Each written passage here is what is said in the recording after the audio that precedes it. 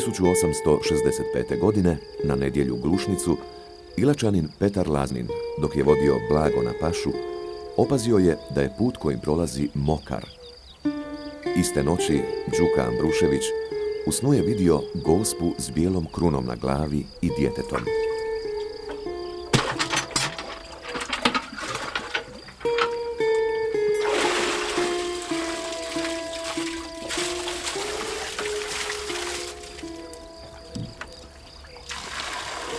Rekla mu je da je izvor njezin i neka se ogradi, da se na njemu ne napaja stoka.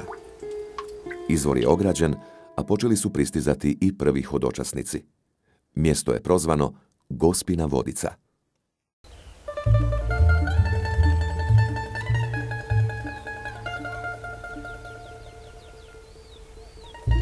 Glavno hodočašće odvija se na Veliku Gospu. Ravnica tada bukne zlatokosom.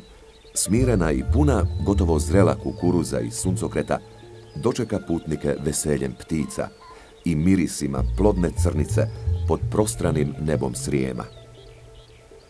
Romarenje ili hodočašćenje je dijalog s bliskima, ali i samoćom u kojoj čovjek traži Boga, a putujući susreće raskoš prirode, moleći otvara srce vjeri, gleda u sjetu i modrinu neba.